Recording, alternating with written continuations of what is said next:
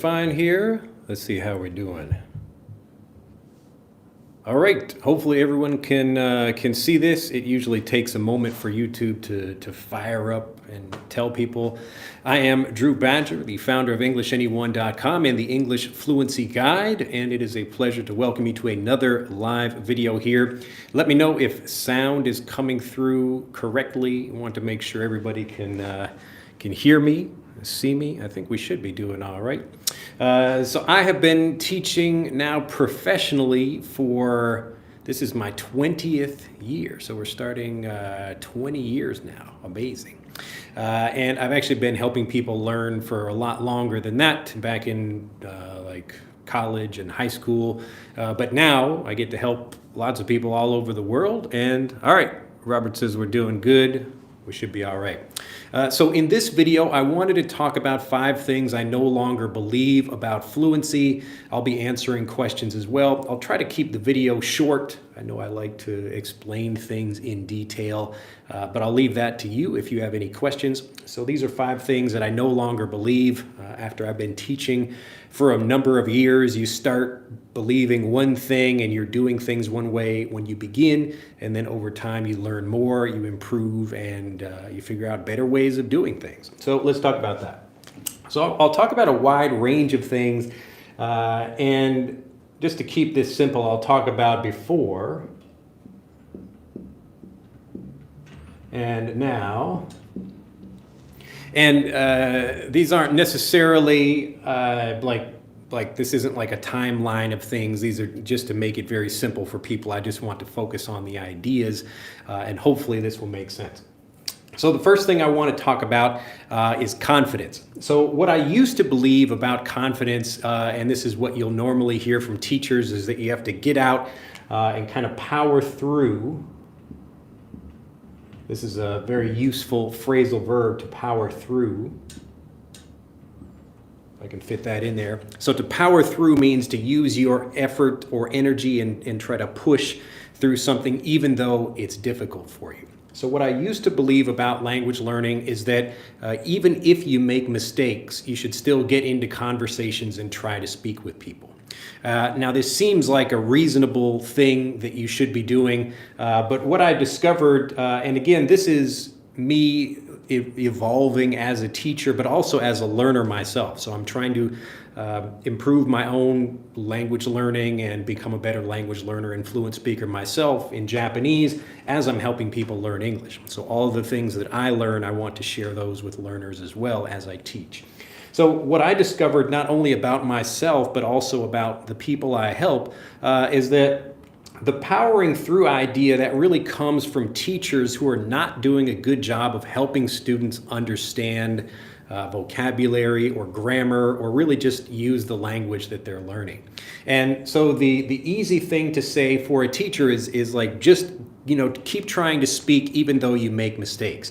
But it's not really dealing with the basic problem of why people make mistakes, and that's because of a lack of understanding.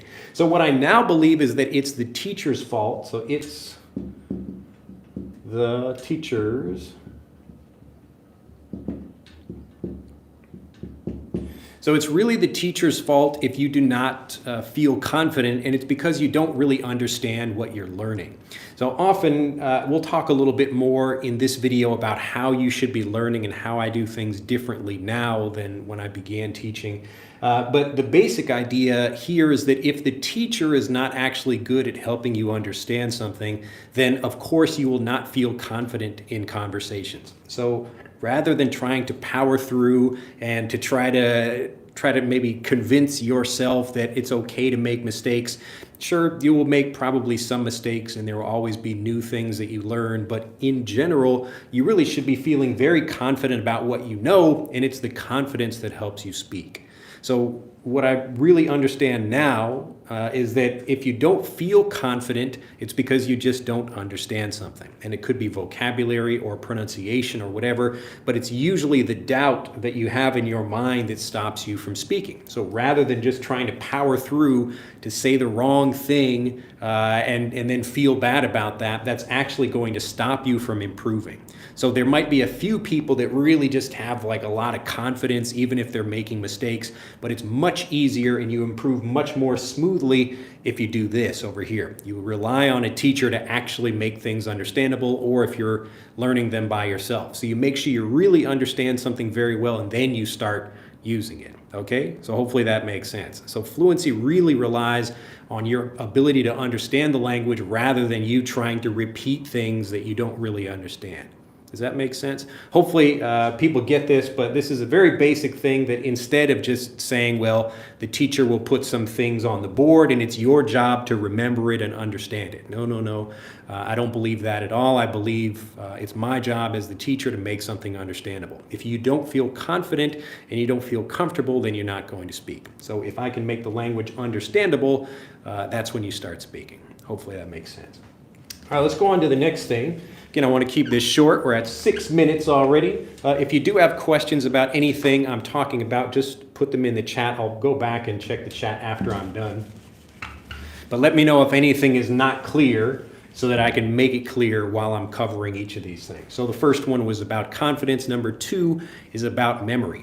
So what I used to believe is that you want to use like mnemonics. Let me make sure I can spell this properly. M-N-E-M-O-N-I-C. So mnemonics.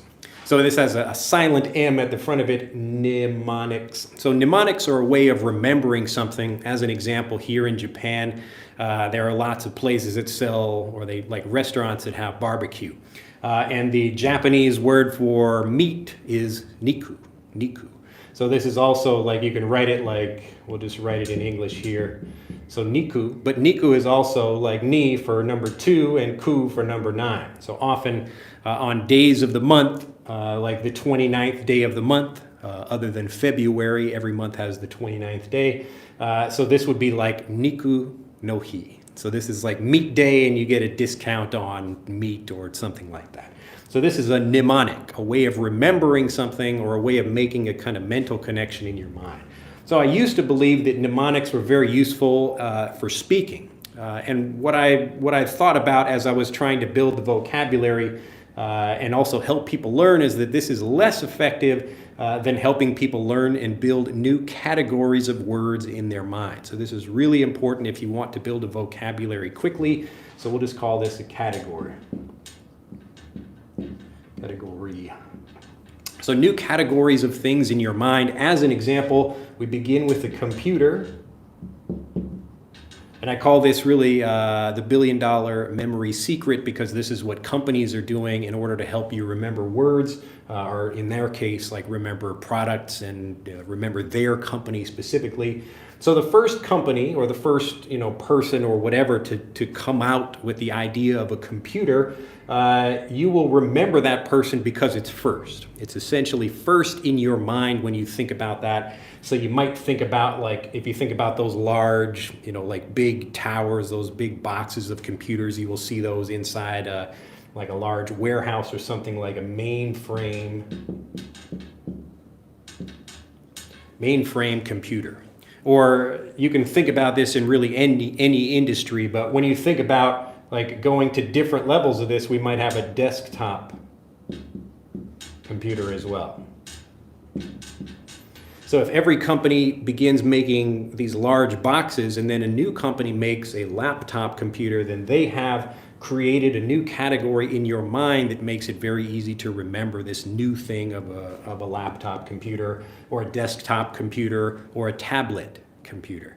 And so each one of these things that you think about, you have this kind of space in your mind for that thing. Now, the reason it's important to think about vocabulary this way, this is really how you learn your native language and how you build vocabulary in your native language, by getting kind of more specific things like we might have in English. Well, these are examples of the English language as well. But another example for me, like learning Japanese, is when I'm trying to learn vocabulary, I might have there's a special kind of, it's a little decorative moss ball, usually with a little plant in it, and you can buy these in Japan. And often, like you can, I think maybe these are sold in other. There is no voice. Can you not hear me? Really? You should be able to hear me. Make sure you turn up your volume. It looks like people should be able to hear me. But in Japanese, to try to remember this, this is called a koke dama. So ball, I know like ball means tama or ball, and koke means moss. And so when I'm learning this, I think, I've created this new category in my mind for a moss ball. So moss ball. And you can think about this the same way. So if you're learning English and you don't really remember the word moss, but you learn moss ball first, you've created a new category in your mind for a way to remember this. And as you build these categories, it creates these networks in your mind about how to remember things. And as you learn the native way and you do this, so these two things, I'll talk a little bit more about the second one in a moment, but it's much better than having a mnemonic. So what a mnemonic does, it makes you take time to think about like something. You have to create a story or think about something in your mind. And as you create more steps in your mind to think about something, then you have to think about these same steps when you speak. All right? So some people are saying they can't hear. Or is that the same person? Let me see. Yes, all right. So I think that's the same person. Sound is not coming through? Is sound coming through or is it not coming through? This is weird. Should be okay. Let me know, everybody let me know if sound is coming through. It should be working fine. I got the microphone on. Sound is coming in. Yes, yes it is. Okay. Everything is okay. All right, you guys making me nervous. Everybody with the individual, check your device. Turn your volume up. All right. So hopefully this makes sense. I don't want to spend too much time talking about this because I've covered this in many videos. But again, the idea is anytime you have to add steps to your thinking before you think or while you're trying to speak, that's going to create more steps that you can't respond automatically and confidently in conversations. So with this, you're really trying to build a strong memory that you can use automatically. And in speech, this is helpful. Now, I will say that mnemonics are very helpful for learning to read and write. So it's less helpful for speech because you need to communicate quickly, but for reading and writing, so again, like using Japanese as an example, I can remember something like if I'm learning kanji, so these are like Japanese, borrowed Chinese characters that are written in Japanese. So I can remember, oh, that's a person kind of leaning on a tree. And because I have time to think when I'm reading and writing, it's okay. I don't mind having steps in my learning of something like that. So the kind of the test of this is whether you have time to use the information in a conversation or not. So when you're reading and writing, it's okay to take time and think, but when you're in a conversation, you really need to communicate quickly. Does that make sense? So the better idea is as you're understanding the language like a native speaker, so you're learning English as a first language, not trying to learn it through your native language, you really should be building new categories of words, and that will help you remember things much easier. And you can learn more about this. Just check the YouTube channel for like how to remember any English word. We have a program about that as well, but you can learn about this basic idea. It goes into more detail there. So let me erase this. We'll get into the next thing. So we've covered two things already. We're talking about memory, and we're talking about confidence. Number 3 is that there are different kinds of learners. So I used to think there are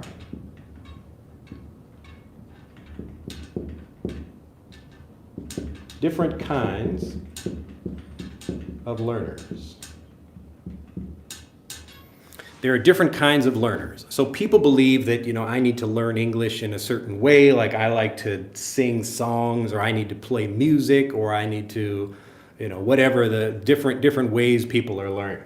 But now I believe there's really just one. There's really only one kind of learner because we all learn in the same way. Now, I really want to be clear about this idea because I know it's useful to learn in many different ways. So you might be getting information from an audio podcast where you're only listening to something, or if you're watching a video like you're watching this video, or if you're reading a book. These are all ways of getting information. But the reason there's only one is because the only really important thing is, do you understand that information or not?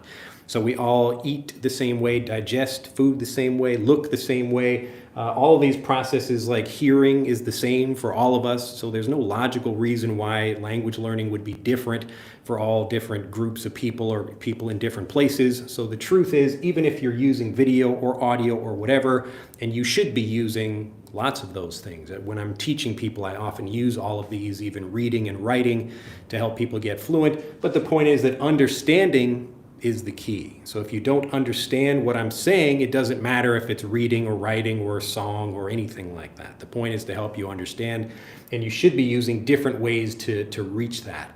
So if you're just watching, YouTube videos, it could be a video, but if it's not helping you understand, the problem is not video, it's just that you just don't understand the content. And again, as I mentioned, the first thing I talked about for confidence is that really you want to have people understand, and it's the teacher's fault if you don't understand.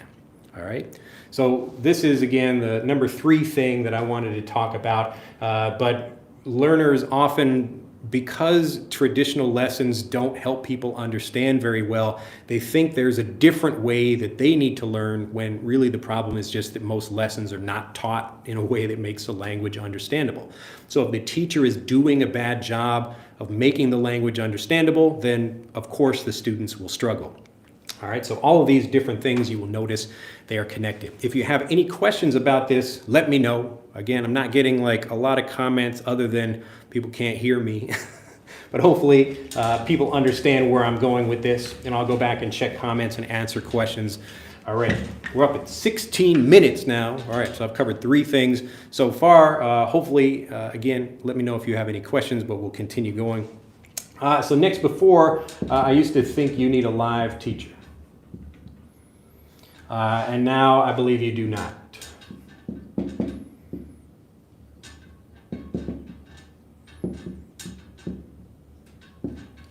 So I used to believe you need to have a live teacher in order to get fluent, but a few things made me realize this is not true. Number one, many people learn with live teachers for many years and still don't become fluent speakers. Okay, let me repeat that. Many students learn with live teachers, like in a classroom or online or whatever, and they still don't become fluent.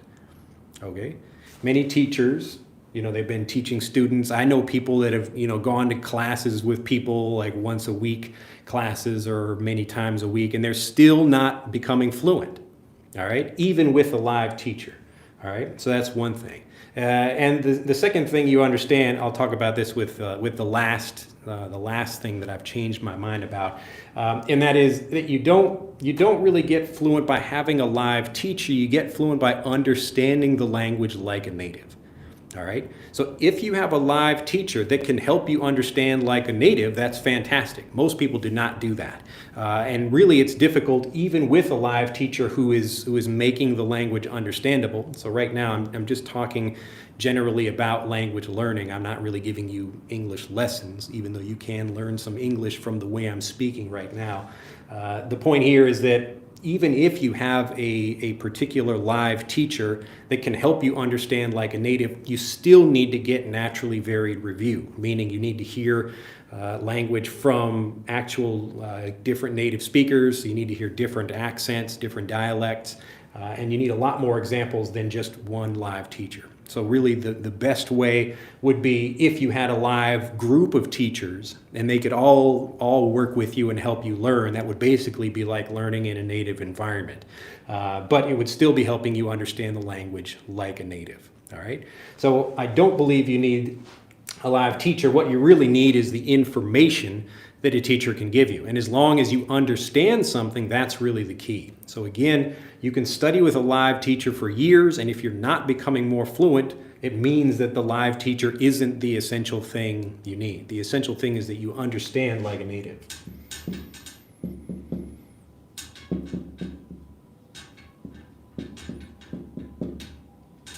Now, when I say understand like a native, what I really mean is that you, without having to think or translate in your native language, the language is understandable. So if I'm teaching you something, I want to use a visual example, like I'm going to teach you the color like this is blue. And I show you other things like this is blue, blue, blue, blue, blue. This is a very basic lesson, but rather than me translating from one language to another, I'm going to give you just the lesson in English. Or if I'm teaching you Japanese or German or French or whatever the language is, you're learning it all in the language and it's understandable.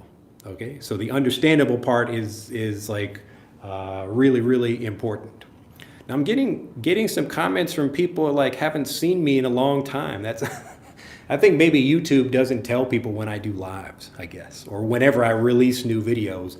But yes, I'm still here. I'm still alive, just helping mostly all the students. We have like 40,000 students in our programs, so we spend a lot of time helping people who are already joining us.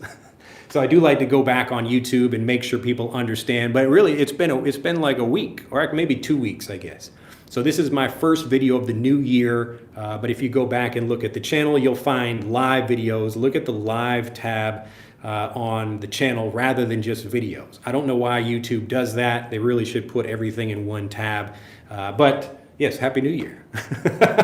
It's been a while. I don't know when you can like stop saying like Happy New Year, but anyway, it's good to see you all. Yes, double check your notifications, but do look at the two tabs on the channel. So you've got videos and then you've got live. And I don't know why they separate that, but check live because you'll see all of the recent videos that I've had.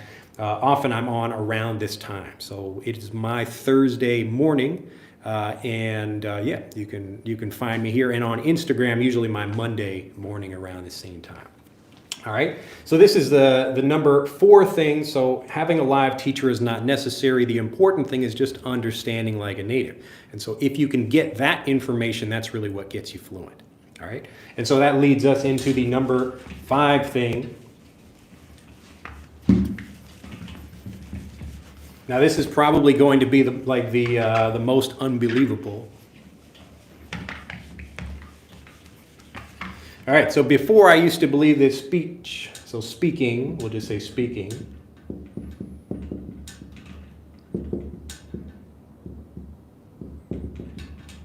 Speaking or speech is essential. So it's essential that you speak if you want to become a fluent speaker, and now I no longer believe that's the case. Isn't that crazy? So a teacher who thinks that speaking is no longer essential to becoming a fluent speaker. I know this sounds weird. This is probably the most unbelievable thing that I talk about, but if you paid attention to the other things I just listed, it makes sense. So understanding is really the key. I'll just put this back up here again because this is so important.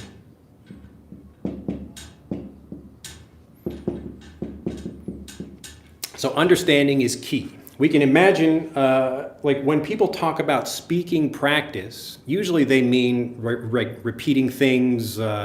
Maybe you're sitting in your car as you drive to work and you're repeating things to yourself, like repeating phrases, or you're listening to a speaker and you're trying to repeat after that speaker. Or even if you're in a conversation and you're trying to use what you know. If you don't first understand the language really well, or whatever that word or phrase or that grammar point, then you will not feel confident using it, and you will probably make a mistake, and then you will feel worse about trying to communicate, and again, it will make your progress worse. It will harm your progress. All right. So I used to believe that speaking is essential. You have to speak, but really, what I discovered is that it's actually understanding that makes you fluent. So just to give you an example of this, my younger daughter, Noelle, she just turned 4 years old last week. So we were doing, what was it? I was talking about, like, I've been teaching them. I'll teach you kind of an advanced word. To see if I'll give you a quick quiz just to keep you guys excited over here. What's the name for, see if anybody knows this. This is pretty advanced vocabulary. So animals that are awake in the daytime, so let's just say like awake or active during the day, and then animals that are active and awake at night. Do you all know the name for this? This is some advanced vocabulary, but this is one of the things that, because I'm able to teach my own kids. I teach them lots of advanced vocabulary or, oh, very good. Wow. Very good. Yeah, most people don't know that one. Very good, very good. Yeah, so we got the active in the daytime is diurnal. And usually more people know the nighttime one. That's a bit more common.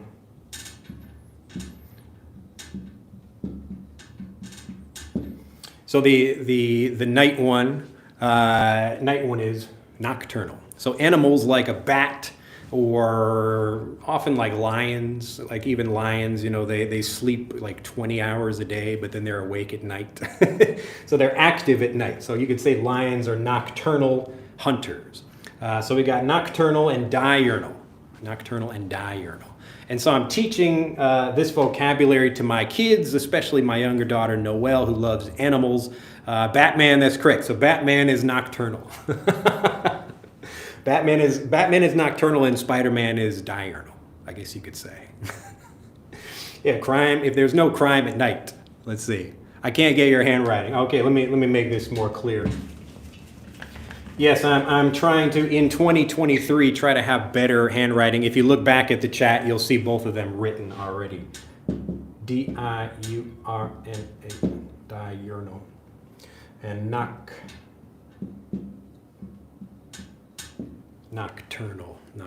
So diurnal, meaning you're active during the day. Yes, thank you, Elena. So active during the day, and nocturnal means you're active at night. Now, here's how I taught these to my kids. So when I'm talking about different animals, I'm kind of explaining things to them. I say, ooh, they're awake at night. They're awake at night. It means they're diurnal, or they're nocturnal, excuse me. So I'm talking about them. I'm describing bats, or we're looking at some pictures. And I say, look, they're flying around at night. There's the moon, and they come out of the cave. They sleep during the day, and they come out at night. They're nocturnal. And so after repeating this a few times and using it in different situations, so this is what I call naturally varied review. We might be watching a TV show. I'm just putting that vocabulary into their mind, even if they don't repeat what I say. I'm just giving them the vocabulary the same way they might get it from a TV show. So you don't repeat back to a TV show or a movie or a book. You're just receiving the information. And then one day, like maybe a couple days ago, Noelle just said, oh, look, like nocturnal, like the bat, like this animal is, I don't remember what animal it was, but we were talking about something in like, oh, that, or maybe it was like fireflies or something. It's like, look, they're nocturnal. And I was just like, oh yeah, look, like she got it. All right. Yes, John is nocturnal as well. Yes, you can be nocturnal. You can have like a nocturnal lifestyle where you're awake at night like you're a vampire or something. But this is the basic idea. And so the point is, it's not, I don't teach my own children by having them repeat phrases over and over. So I don't say, repeat after me, nocturnal, nocturnal, nocturnal, nocturnal, because in a weird way that actually makes it less, it makes you forget the vocabulary. So you take any word and try to repeat it again and again, the vocabulary uses its meaning. But as they learn it and they understand it like a native, they understand the word nocturnal means animals that live and fly around at night. And as they hear more examples, they might hear it from me or from a TV show or somebody else, then they really feel confident, and that's when the word comes out. All right, so they can try to repeat something even if they don't really remember it or know it, but you build the memory and the understanding and the ability to speak over time by getting that input. All right, hopefully this makes sense, but these are the 5 things really pretty good. We kept this under half an hour. Very nice. So these are the 5 things that I now believe about fluency that I did not believe before. So just to recap, this is a good word for you, to recap. So to cover everything again, to explain it again very quickly, to recap. So number 1, I believe that if you're trying to build confidence, you should really understand everything very well, rather than try to force yourself to speak before you're ready. If you don't understand things and you're just trying to repeat things, you will not have a good time learning. You will not feel good about expressing yourself in conversations. So it's much better to understand everything.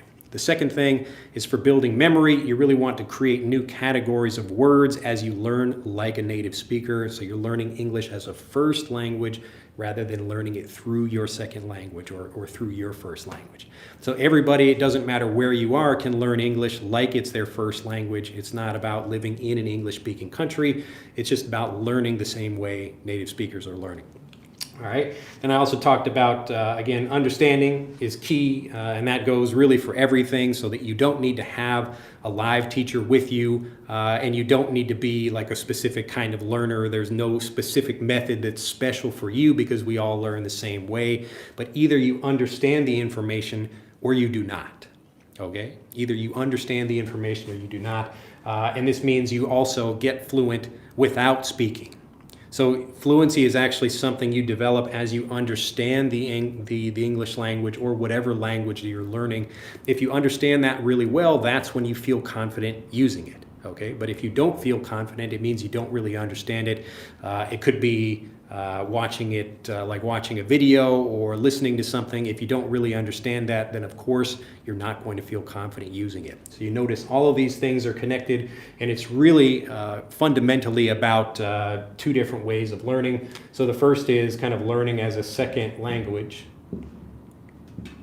So I'll just put that there. My writing is not very clear. I apologize, just writing this clearly. So learning as a second language, and this is your first language over here. So if you learn English as a first language, you will speak like English is your first language. And if you learn English as a second language, you will learn it and try to think and translate, and you will hesitate and forget words when you speak. And you will certainly not feel confident because you just won't really know everything well enough to feel confident enough to speak. All right. So these are the 5 things just at the start of this new year. Again, Happy New Year to everyone out there. Now people are looking at everybody using nocturnal. Very good. So it's okay. There are some people who like learning at night. There's some people who like learning. You can use diurnal and nocturnal for anything. You could talk about people who are awake at night. You could talk about I'm a diurnal learner or a nocturnal learner. People would understand what that means. And again, the understanding, you can tell when students are trying to ask questions, it means like they're trying to develop and refine their understanding. So I might teach you a word like nocturnal or diurnal, and then immediately your mind is like, well, what about this situation? Or can I talk about that? Or can I talk about that? And as your understanding improves, it's like, okay, so I can use this for animals. I can use this for people. I can use this for, I don't know, rock bands or something like that. As you get more examples of something, that's really what develops your confidence, because you really understand something very well. All right. So the first time you hear vocabulary, if I just write the word nocturnal on the board and then I give you a translation of that thing, you will most likely forget that vocabulary and probably not understand it when people are using it in conversations. But if I can give you lots and lots of varied examples, this is what I call naturally varied review. If I can give you all these varied examples, that's when you finally become fluent, because your understanding improves as you get every example. Or each example, I should say. All right, let me go back through comments and see if anybody has any questions. Wow, this is some strong marker. This is difficult to take off here. But that was the basic lesson, just the things that I wanted to cover, the 5 things. I no longer believe in the things that I now do believe about fluency. And these, again, are things that I've tested with myself. So I wouldn't teach you anything that I'm not also using. That's why I use a lot of life examples about my own learning or teaching my children as I talk about teaching learners. All right, let's go back through and see if we have, looks like a couple of good comments here. All right. Yeah, so it looks like there are quite a few people who are saying like they didn't know I'm still alive, or or they're not getting notifications. Again, I haven't released a regular video where I edit a video and update a video, upload a video, I should say, in a long time. And the reason is it's much faster for me to just make content like this I don't have to worry. I can just plan something very quickly and then talk with learners and answer questions if I get any questions from people. It's just much faster and easier for me to do that. Let's see. Yeah, so you don't have to worry about missing me. It's good to be missed, though. All right, let's see. All right, so Elena, all right, we'll go back from this one. So I understand everything you say. I just get slow when speaking. All right, so this is a very common thing, Elena, not just you, but many people around the world experience this, really in any language. And again, the problem most people have is that their level of understanding is not very good. So they might hear a word one time, like the word nocturnal. So nocturnal. And then if you only hear something one time, you will most likely forget it. And you will also not know, well, how's the pronunciation of this? Like maybe it sounds a little bit different from, different people. If someone in Texas says it rather than someone in Boston or something like that. And so your mind always has these questions because your mind is really trying to understand something to protect you from making an embarrassing mistake in a conversation. So your mind is like trying to prepare you for that. And so you go back, and as you hear lots of these different examples, so from different speakers in different situations, okay, you learn that a bat is nocturnal, but you also learn that maybe someone formatting newspapers in the middle of the night is nocturnal as well. All right, so you're learning, okay, your mind is getting these questions answered automatically, and that's how you develop confidence. All right, so if you understand what people are saying, it means you can recognize words, you understand at a very basic level, but to use that, you really have to get more and more examples until you really feel confident in your understanding, and that's when you become fluent. All right, so fluent, you don't become fluent by repeating something again and again. You get fluent by understanding it very well, and then you will become really just naturally a great speaker automatically. And the great thing about this, just to make it clear, is that you don't need to have a live teacher there. So whether you're watching this with me now or you're watching it later, like a year from now, you're still getting the same benefit from this video. All right. Oh no, now I lost my place because we got more comments on. All right. I'm going to try to hold this here and answer all these. So still people saying like we miss. Okay, it's good to be missed. All right, let's see here. Happy to see you again. Hey, it's been a while. Happy New Year. You were my first teacher. I've learned all by myself online many years ago. Nowadays I'm fluent. Already traveled the world so many places. Thanks a lot, Drew. Fantastic. That's great. Yeah, that's what I want to hear. I will double check my notifications. All right. So Happy New Year. Yes, lots of people getting the Happy New Year. Ronald says, how is it for being a foreigner living in Japan? I really like Japan a lot. It's a great country for me personally for a number of reasons. I can talk about those if people are interested. But I've also talked about that quite a bit on the channel. If you have any specific questions about that, let me know. We'll see how these other questions go. So Sam Walton.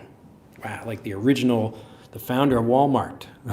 Or is that just a coincidence that you guys have the same name? But thank you for changing my beliefs. It's my pleasure. Remember, my beliefs, just like I'm showing you here, I've changed my beliefs about learning, and that's why I'm able to speak Japanese fluently now. So happy birthday to my daughter. Yes, thank you very much, Elena. Yes, she is 4 years old. She turned 4 on January 7th. So what, last week I think that was.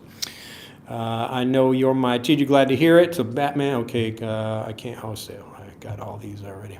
So hello from Brazil. So how did I, so Sam is also asking how you learn is how you speak. Thank you, Drew. Yes, exactly. So how you learn, if you have steps in your learning or you have to think and process in your head while you're trying to speak, then you will obviously communicate poorly. You will struggle with what you want to say or forget your words. Elena, I wish I could meet you in your hometown. Yeah, are you in Chicago? Let me know if you're over there. I haven't been back to Chicago in a while. I'm sure I will get back at some point though. Liz, nice to see you there. So nocturnal watching me, all right. And every day, let's see. Okay, I think we answered these already. So what languages do you speak, by the way? So I speak Japanese and English. English is obviously my native language, but I speak Japanese fluently as well. All right. Would you like to please to repeat the pronunciation of the word diurnal? Diurnal. Diurnal. Diurnal. All right. Yes, Elena, really excited to meet me back in Chicago. I'm guessing you're in Chicago. Let me know. So your channel is genuinely informative, says Laylee. Hopefully I'm pronouncing that correctly. And you literally changed my whole mindset about getting fluent. I've been following your channel since like 6 years ago. Wow, thank you so much. I didn't know you were still doing live videos, so I was pretty unsure trying to purchase the fluency tools online. Now I can do it without any fear. Yes. So again, most of what I do on YouTube is helping people change the way they think about learning. And then like all of the lessons and things like I have, it's taking people through the steps. So the people who are best able to go through that, they already believe what I believe about language learning. So if you think you need a live teacher, then you should go find a live teacher. And many people do that, and it's okay. If your live teacher is teaching you the way I teach, then fantastic. But even then, you really need to have multiple real examples of native speakers. And that's why what I do in Fluent for Life is giving you not only me, if you only listen to slow, easy to understand English like the English I'm using, then it will make it more difficult for you to understand people if you're not also prepared for that. So that's why I need to give you my English, also my English at a faster speed, as well as the English of many, many other people, and at different speeds, in different accents, in different situations, and that's what's going to automatically build your fluency. So you don't need to have a native speaker with you, or a native friend, or a native teacher. You really just need to understand the language very well, and you do that by getting lots of varied examples.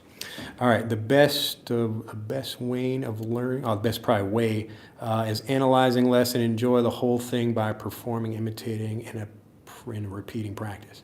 Yes, again, I want to tell people like repeating things doesn't get you fluent. Repeating doesn't get you fluent. Repeating things, especially if you don't understand them very well, is not going to get you fluent either. It's getting different examples. So rather than getting, and I've given this example many times, but we always have new people joining us, so maybe some new people can benefit from this too. So there are 3 basic ways of learning. The first one is you hear a word or phrase and you don't repeat it. All right, so this is the first way, and most likely you will forget that vocabulary. Way number 2 is you hear something and then you try to repeat it again and again and again and again, and you might remember that, but probably not. And so this is like a little bit more memorable, but the best thing you can get is naturally varied review, where you're getting lots of different examples all related to a particular topic. And the reason we want to do this is so that we're prepared in a conversation for different kinds of speech. So the art of conversation is really about being able to deal with dynamic situations. So you don't know if someone will say, hey, or hi, how's it going? How are you? How you been? Where are you going? People are asking all these different things in a greeting. And if the only thing you learn in an English class is hello, you're going to be overwhelmed and not prepared when you actually have to be in a real conversation with real people. So what we do when I'm teaching is I want to begin with a kind of topic or a situation and then help you understand the different ways that people might respond to that or the different things people might say in that situation. So I've often talked about how one of the things I've done to get naturally varied review by myself in Japan is I would go to a cafe and just sit and listen to different people ordering food. I know it sounds like kind of a silly thing to do, but if I go to a cafe in Japan and I sit near the counter, I can hear all of these different people ordering food, and they're going to use slightly different vocabulary. Their pronunciation will be a little bit different, and so I'm really developing my understanding like a native. And I might find some phrases that are easy for me or some that are more difficult, but I'll learn a lot of new things and really become a much more confident speaker, and I will feel much more comfortable in conversations because I can understand a much wider range of things. So this is where we get naturally varied review, and it's much better. I made a video. If you go back and watch the live video I did about 15, if you only have 15 minutes to learn, do this. And that's where I'm talking about the way you should be getting naturally varied review, all right?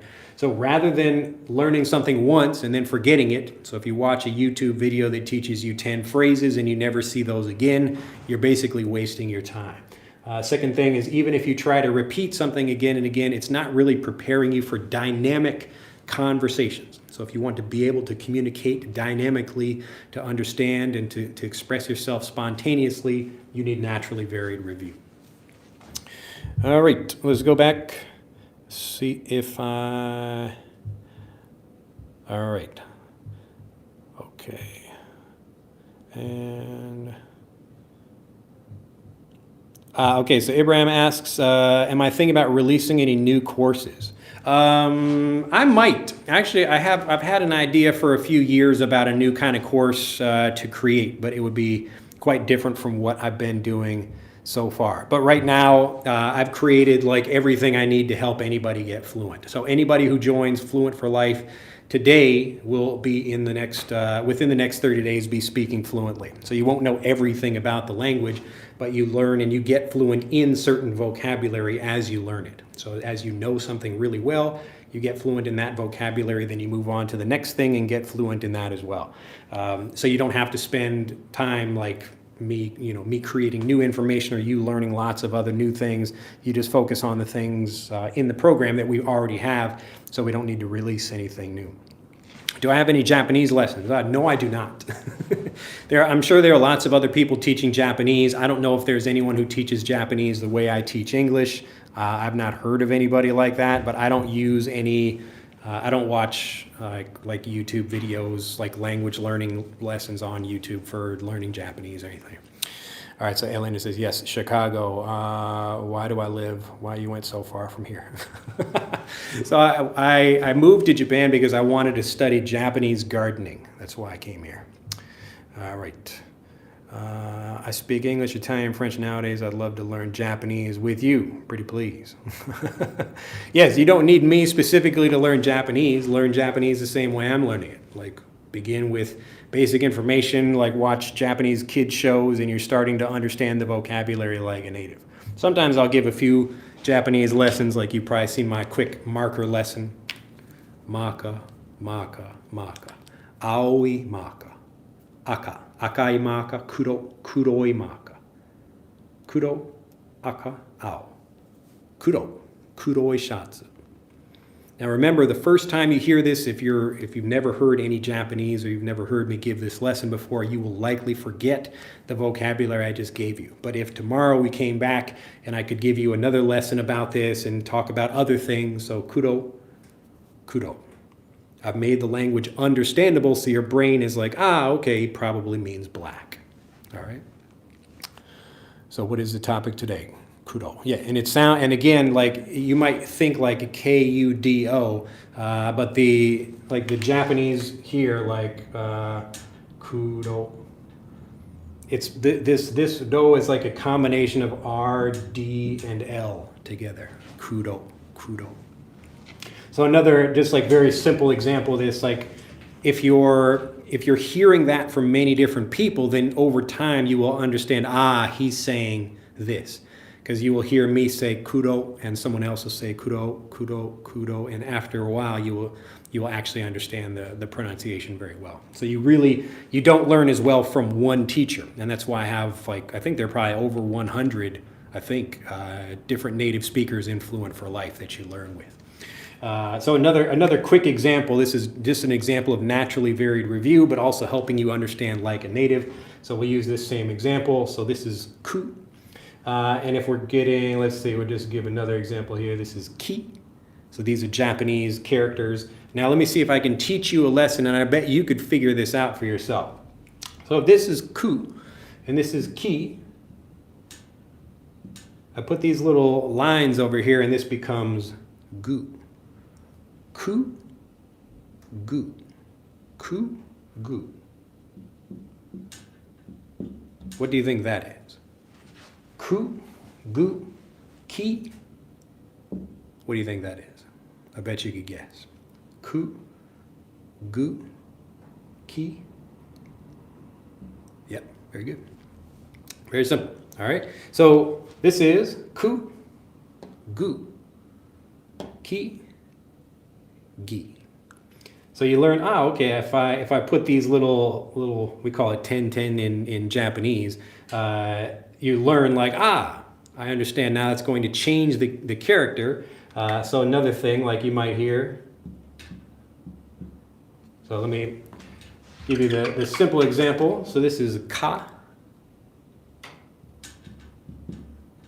ku, gu, ki, gi, ka, ku, gu, ki, gi, ka. What do you think that is? Ga. All right, very simple. All right. So part of like good teaching is to help you understand something and that you feel good, like, I came up with the answer. So if the teacher tells you everything, you're really losing a chance of learning. And this is a very powerful thing for you as a learner when you understand something yourself. And this is why I try to give you lots of examples of things rather than just tell you what a definition or a rule is. Okay? Because when you discover it for yourself, you're like, oh my God, like, yeah, I got it. Like he said ku and like ku gu. So I'm teaching you a rule here. And then I give you another example, ki gi. And then I give you another example, ka ga. And you can probably guess how it works. All right. So this is just learning like the basic writing system. I'm not trying to teach you Japanese, but the point is to have the understanding of when you're learning something. Understanding is the key, and also helping you understand it like a native, so that you really discover things for yourself, and you feel confident about using the language. Let's see. Okay, what can one do to speak for 3 to 5 minutes without being stuck? So John asks that. So the answer to John's question is to understand the language very well. So whatever your grammar point or your topic, whatever it is you want to talk about, the more you understand, or the better you understand, the easier it is for you to speak. If you don't feel confident talking about something, then you will not, it doesn't matter if it's in your native language or not, but you will not feel confident talking about something. But if you know about something really well, you will feel confident about speaking about it. All right, Regine, if I'm pronouncing that correctly, it's my first time here. I have difficulty with listening, but I understand you. I hope to come back here. Yeah, it's my pleasure. So remember, I'm trying to make the language understandable. So I do that. I know that most of the people who watch my videos have like a certain, maybe intermediate or advanced level of understanding if I speak slowly and clearly. All right, so if I speak slowly and clearly, but you really want to get up here to this like higher level where the natives are. So the natives are speaking fast, they're using conversational English, maybe they're saying things that you don't quite understand because the accent is difficult. So this is why, like in a program like Fluent for Life, let me write this clearly. I'm trying to be good for 2023 Fluent. You guys already know this word. I'll write it all capitals. F-L-U-E-N-T 4. Now I'm I can't write properly. I can't speak and write at the same time. For life.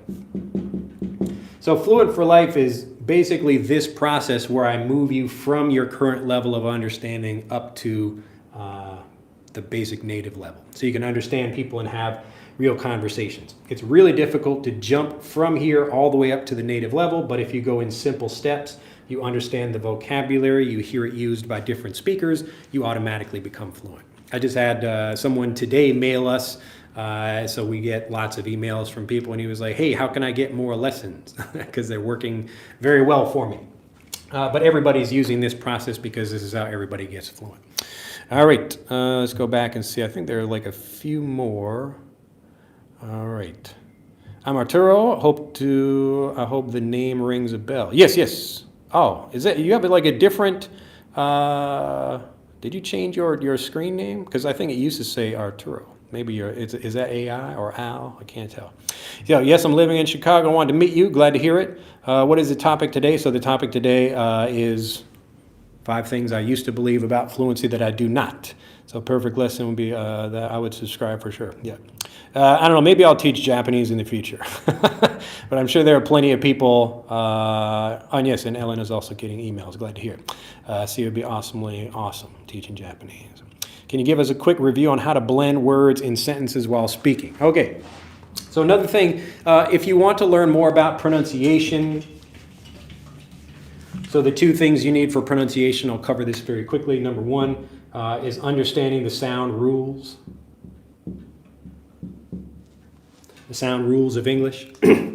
I just read a newspaper article like a week ago that was talking about these are like teachers in the United States, so American native English teachers.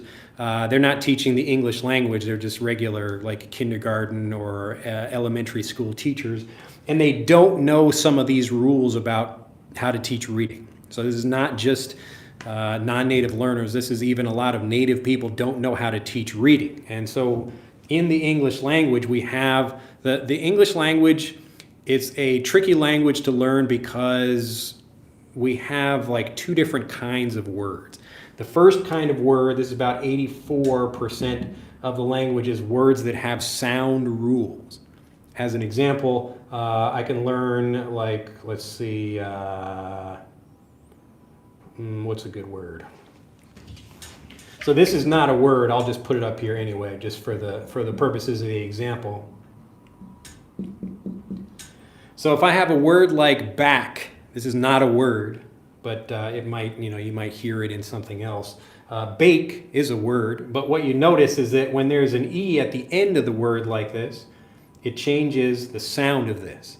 So this is b, a, k, and this one is b, a, k.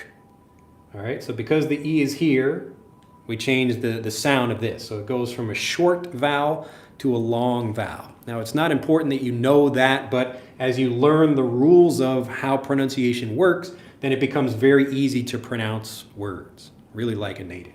I'll give you another example. So again, point is to get lots of different examples.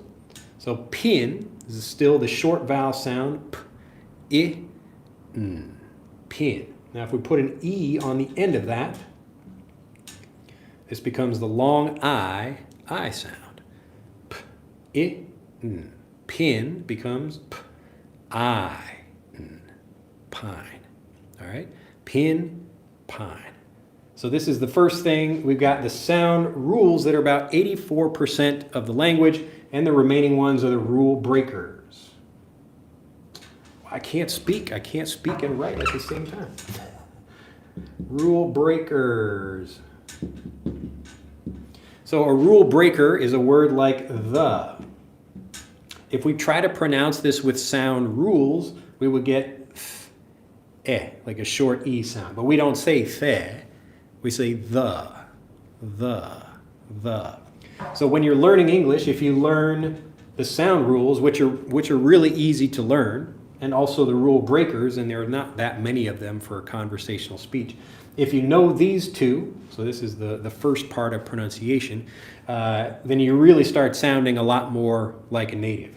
Now, the question was asked about pronunciation in sentences, and so that's the second part of pronunciation. Here is where we're connecting different sounds, like that train. Now, English learners might say that train, and they would pronounce it clearly to make sure they can say everything and that they're understood. That train, that train. But if you listen carefully in a conversation, we don't want to have this sound because it makes it more difficult to say what you're trying to say. So that train. If we have the same sound here, this is just one example. I call this the one rule for pronunciation because it applies to so many different things and it really helps you sound much more like a native speaker. We just eliminate the first sound and we get that train, that train, that train. So we leave a little bit of space here. We don't say it, that train, that train, that train. And you really sound native and smooth, even if you speak smoothly or slowly, all right? So I can still sound like a native speaker, that train, that train. But I sound less native if I overpronounce like that train, all right? Now, natives will sometimes keep the T in there if they're trying to be very clear, like, oh, that train over there, all right? But in general, we're trying to blend the sounds of things together. And as you learn both of these things, you become a fluent speaker, you understand natives much more easily, and you really communicate smoothly with a nice, smooth accent. And if you'd like to do both of these things, I show you how to do that in Frederick. If anyone has the app already, let me know how it's going. Please leave a review for it as well. But we're releasing updates all the time for it. So this is the new kind of app, first app of its kind that takes you all the way through the pronunciation step by step and lets you teach yourself. So you discover, like I was talking about before, I want you to discover the pronunciation by yourself so you really feel confident about it. Like, I learned that. I taught myself that thing, and that's how you feel really confident about pronouncing words. So we get lots of mails for people who go through the program, and they've gone through the whole thing, like 2,000 words, and they're still looking for more information. But get Frederick. You can find about more on the website at EnglishAnyone.com. All right, let's see if I got anybody else. All right, so joke in Spanish, how do you say secretary? Secretary in, is that a joke in Spanish? Secretary in English. What is secretary? Actually, I don't know the word for secretary. I don't have a secretary. So I guess I don't know if there is like that same, there must be somebody who has that kind of job. That's a good question. Let me check. I have to check what that is. Japanese, somebody look that up. Because maybe I've heard that before, but I never used the word secretary. I don't really think of, it's not, people don't have like a kind of secretary in the same way here.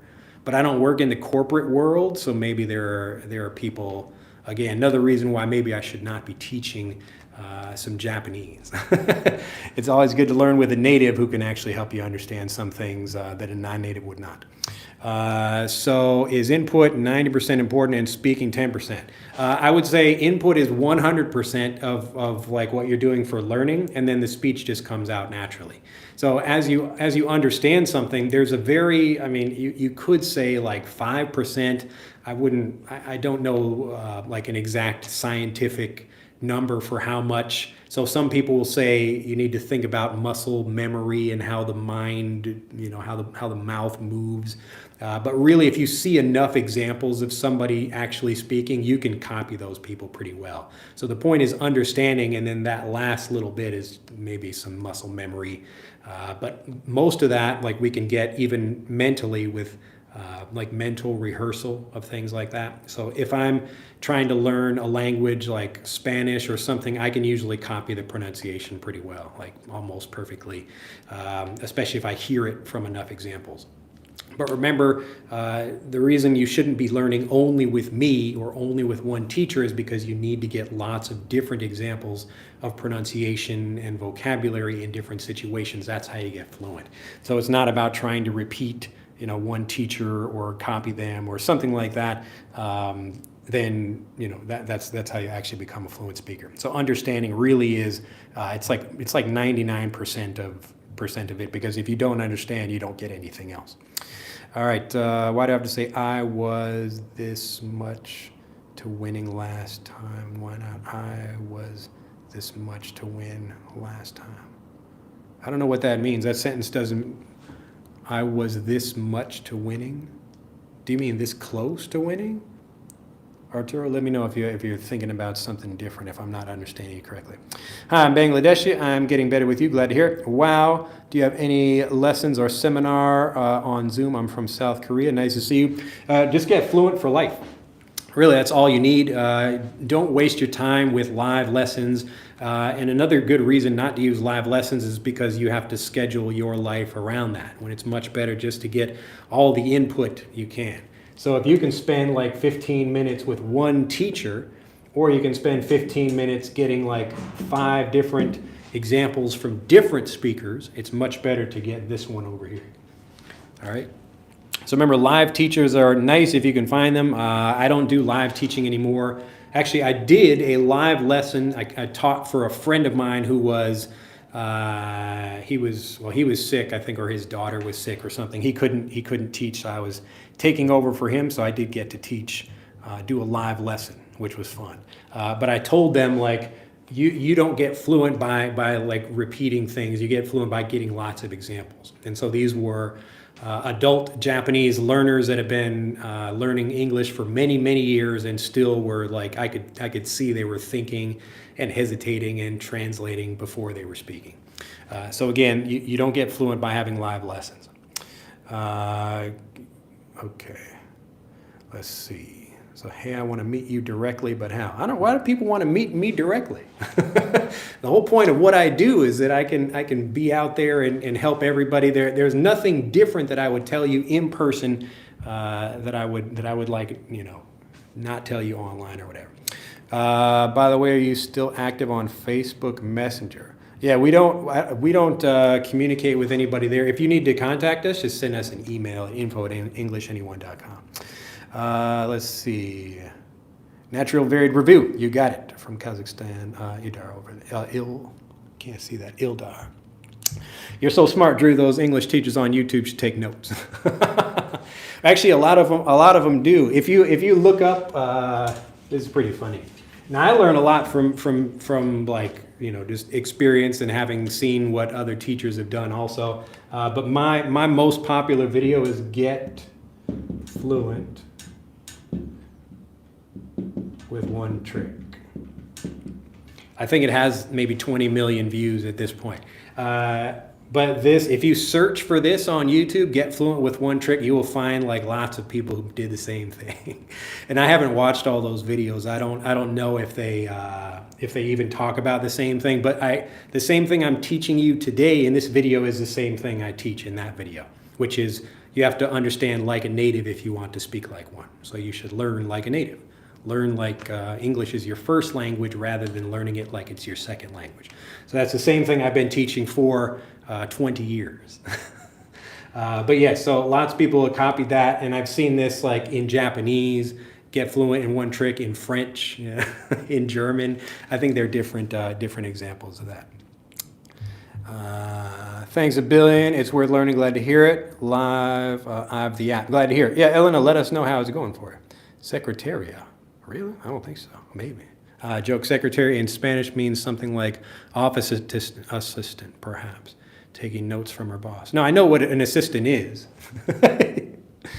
That's interesting. Oh, sorry, my fault. Yes, I have seen some examples. I was this close to winning. In my head, I thought it would be correct to say I was this close to win. I was this close. Yes, and again, it's helpful to understand that visually. So if you're running a race and right before, so we'll draw the finish line over here, and here are two people running. So this is you, and then the other person like right in front of you. They like just step on the line, like you're that close to winning. That's how close you were. So you were that close. You were that close to winning. Now you can use this again, and the naturally varied review comes in when we talk about I was this close to doing something. So it's just another way of saying almost. And this is again why we use naturally varied review, because we want to understand the situation. So you almost did something. You were very close to doing something. So in my case, maybe I was very close to becoming a doctor. I almost became a doctor. Almost. But I I was late to my appointment for something. Now, this is not true. I wasn't about to become a doctor, but as an example. So I was this close to becoming a doctor. I almost became a doctor. Like something, I was almost going to do it, and then maybe something happened or something changed. Okay? So the more examples you get, the more you feel confident of like, I was this close to doing something. I was this close to traveling to Thailand instead of Japan. All right? And then you can, again, get the naturally varied review with different examples from different speakers. So you listen to someone else say the same sentence, or you hear related sentences like she was this close, or he was, or we were. So my family was this close to moving. We were this close to moving to a different place. Now you notice there's nothing fancy about what I'm doing. I'm not trying to give you lots of examples like linguistic explanations of things. It's really just helping you understand the same way a native would understand. So natives think about situations, and then there are different ways of expressing this. So I almost did something, or I was this close. I was this close, and you will often hear that in conversations, like people will use like, I was this close to winning. I was this, not why, I was this close to win. That's like a bit longer of an explanation, but the basic idea, like if we say I was this close to win, I'm trying to think of a simple explanation for it, but basically we're talking about the action happening right now, even if it's in a different time period. So you're talking about it like it's kind of like in the present. You could say like I was about to win, or I almost won. But in this particular construction, this is how we use it. So I was this close to winning. I was this close to winning. Okay. So rather than thinking about like why is it not this, like this is the general construction. This is different from something where you're saying like I like to eat, or I like eating. Here, both of these are fine, and we're just talking about in general, like I like eating or I like to eat. Both of those are fine. You can use either one. But in this one, you're talking about like a specific activity happening like right at that moment. And often stories are told that way, like in a kind of like an active, it's happening right now, just it makes it more exciting that way. But you still are using like the infinitive plus to. I don't even want to say infinitive. Just the basic verb and to. We'll say that.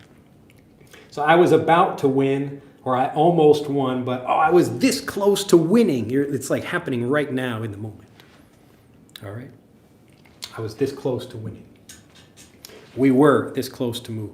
But again, when you're in a conversation, you will learn these simple examples. I almost won. That's the most basic thing. I almost won.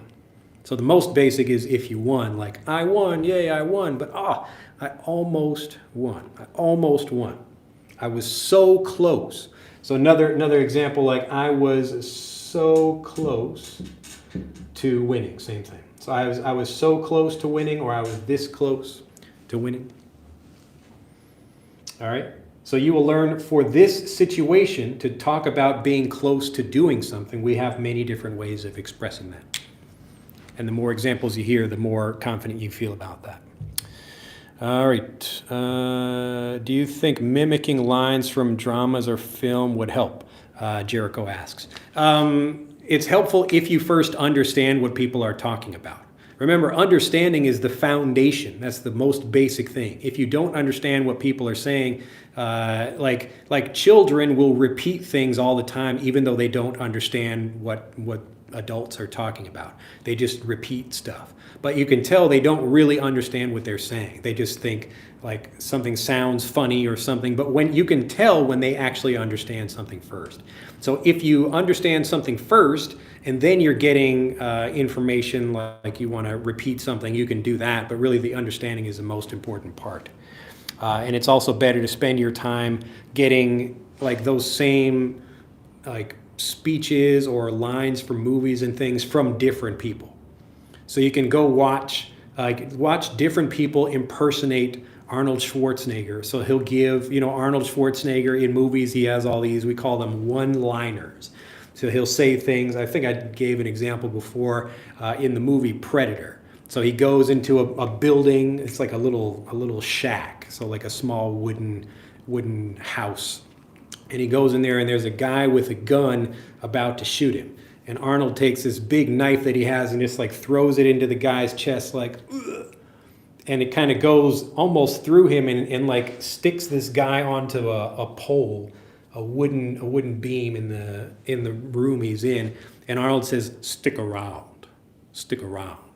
Now, if you look up on YouTube like Arnold Schwarzenegger impersonating, so people like mimicking Arnold, you will see lots of different people, and like most of them are not very good. Some of them are really good, but it's a good idea just to hear all these different people saying that as a learner of the language. So you will learn that, and it's funny to think like Arnold is also, his English is like it's pretty good, but because of his accent, that's what kind of one of the kind of funny things about him. It's like he'll play a person in who's been like living in the United States for a long time or something, like he's in the army, but he can't speak very well. But I love Predator. It's a great movie. Again, the point is to get lots of different examples.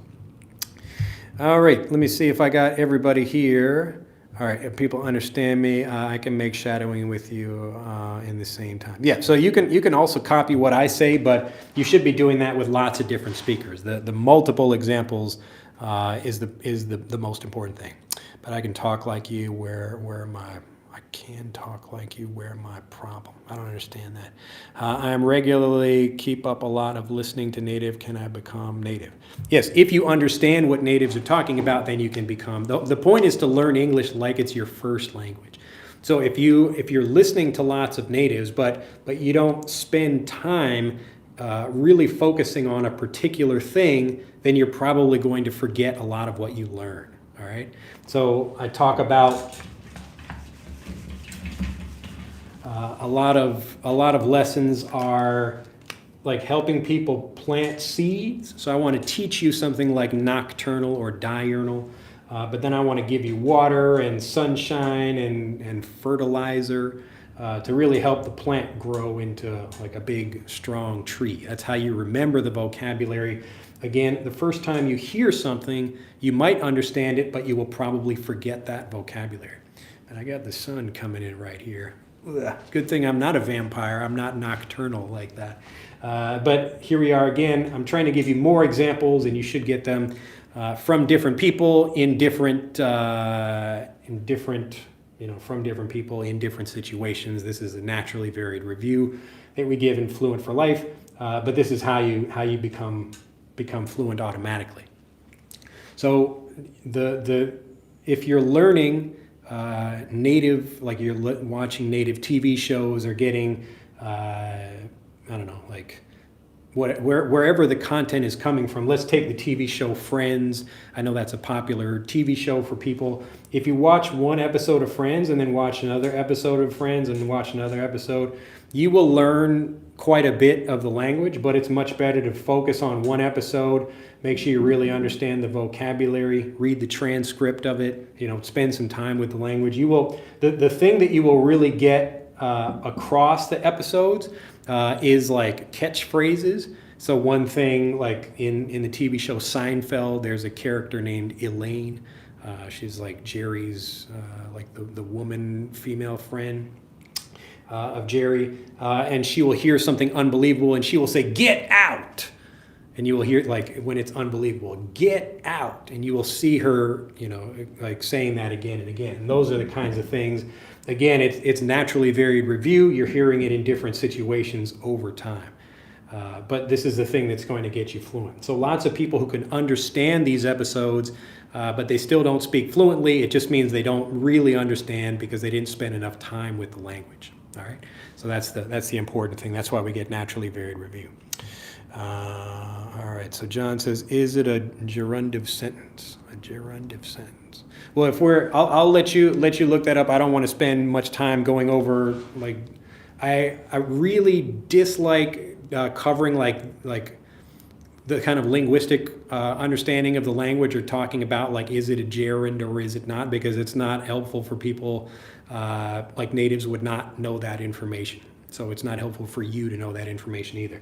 It's much better to spend your time looking at different examples of that same situation.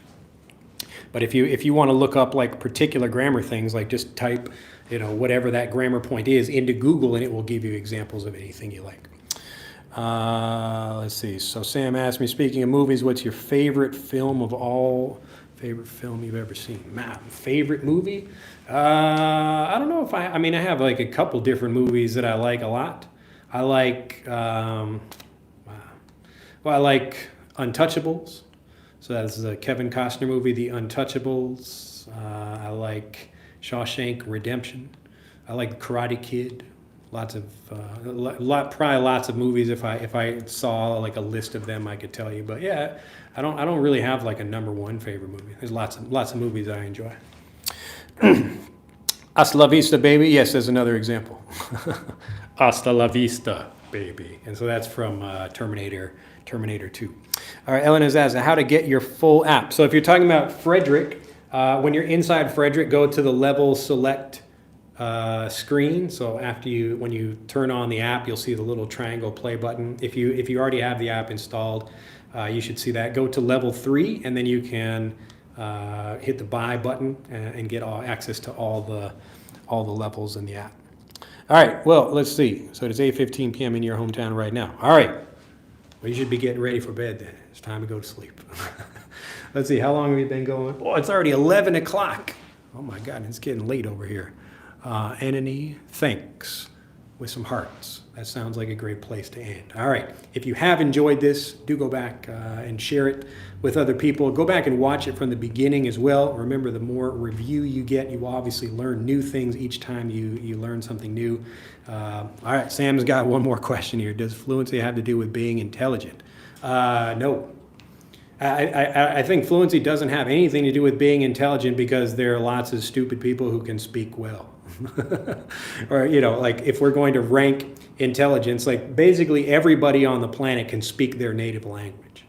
All right. So that it's kind of like a basic thing we can do, in the same way people can like eat and move. Like really everybody learns a language and a way of communicating, and we do that automatically.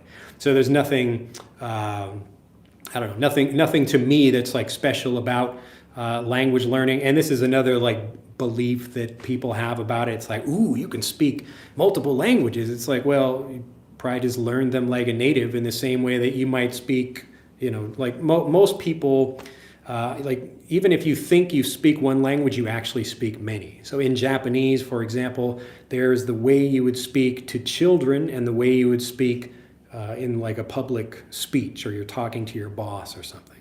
So these are two different languages with two different kinds of vocabulary. So I might say like iku for go, and ikimasu for like go, but it's the same word, but I'm speaking in a more kind of like proper way. And again, so everybody knows different languages. You might know different languages, like the language of your company. So your company might have particular words or ways of doing or describing things. Or if you're learning math or science, or if you're learning computer programming, these are all different languages. So in the same way you might become a doctor or a lawyer, you're learning the different languages for those particular things. So it's very easy, and we have the ability to learn these different languages. It's just whether you learn them as a first language or you're trying to learn them through another language. So the number one thing that I teach, and this is the big thing that has not changed for me like all over the 20 years that I've been teaching, and that's that you should be understanding like a native. You should be learning the language like a native, and then that's how you become a fluent speaker. All right, someday I'm going to meet you. Glad to hear it. All right, well, come to Japan. There you go. So if I can't come to Chicago, or if I don't make it back to Chicago anytime soon, people can come out, and some people have met me just walking around Nagasaki. They're like, hey, it's Drew. And so I know I have to be on my best behavior. That's a good expression for you, to be on my best behavior. It means I'm behaving well. I don't walk around the streets, hitting people or stealing stuff. I have to be good, because I don't know who's watching me out there. All right, well, I think that's a good place to end. Thank you for joining me. If you'd like to learn more about not only Frederick, but Fluent for Life, you can click on the link in the description of this video. But really, there's one thing I've been teaching for 20 years, and that's really helping people understand like a native. So if you understand the language like a native, you will speak like one. All right? One way or another, I'm going to get you. Like the song, one way or another. I'm not a great singer, but yes. Be careful. All right, everyone, have a fantastic day, and I'll see you in the next video. Bye-bye.